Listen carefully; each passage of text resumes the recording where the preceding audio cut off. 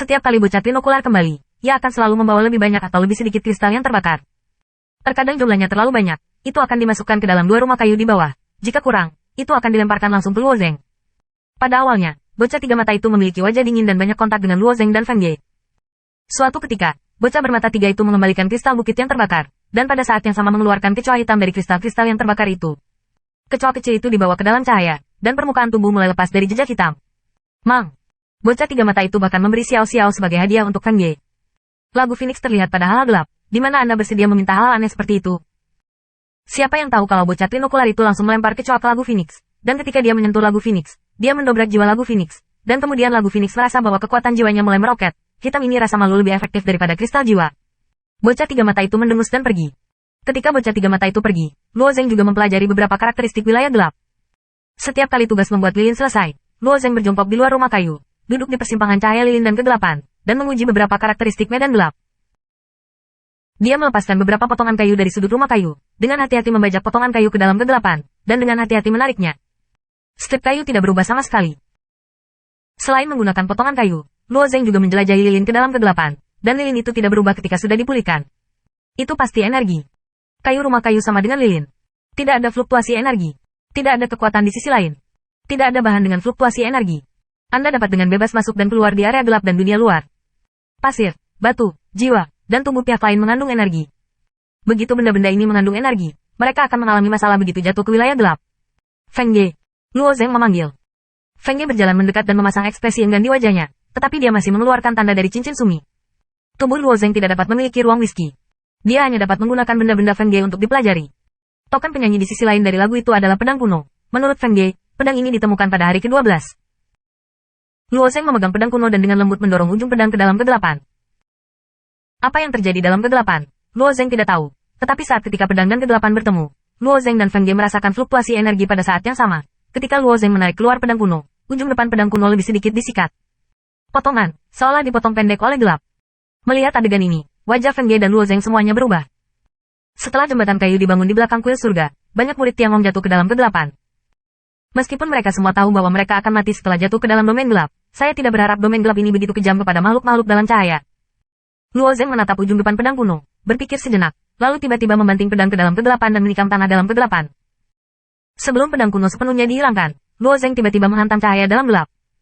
Itu hanya tanah hitam, tepat di bawah cahaya lilin, seperti cacing hitam, melepaskan energi dan kemudian dengan cepat meleleh seperti kepingan salju di musim panas. Terang gelap dan apinya tidak menyatu. Secara teori, kita akan mati dalam kegelapan, jadi bocah bermata 3, ulas sanca merah dan monyet menyalakan, makhluk-makhluk gelap yang berjalan ke kisaran cahaya lilin juga fana. Apa yang membuat mereka merasa tidak terluka di bawah cahaya lilin?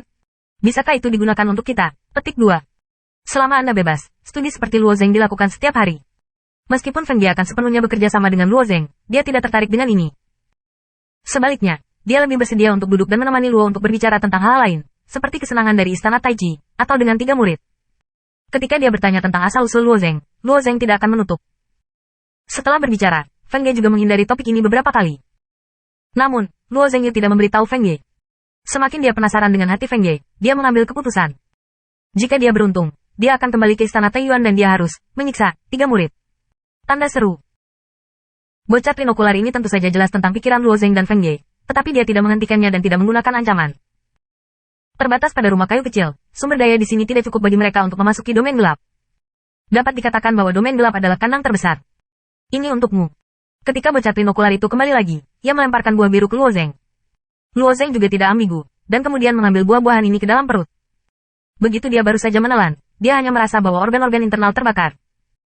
Buah-buahan yang tumbuh di daerah gelap ini terus-menerus melepaskan energi, dan energi ini langsung ditransformasikan menjadi kekuatan daging. Kekuatan daging murni, pertumbuhan Luo Zeng sangat lambat, dibandingkan dengan sisi lain dari pantai untuk memberikan kekuatan pantainya. Kekuatan fisiknya sekarang menjadi tamparan di wajahnya.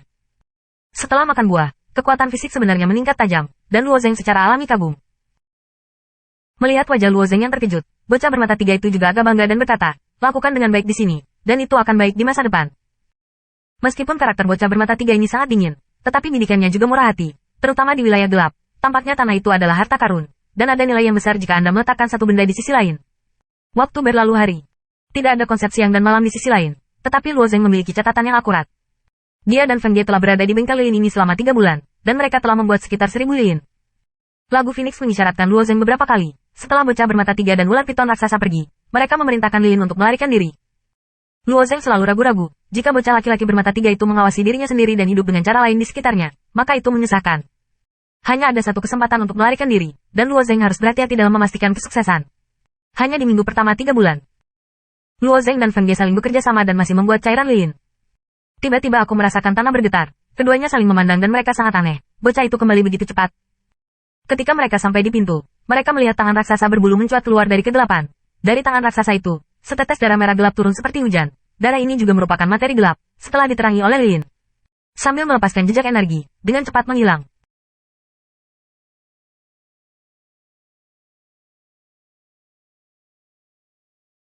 Siapa darah? Alis Luo Zeng sedikit berkerut. Hei!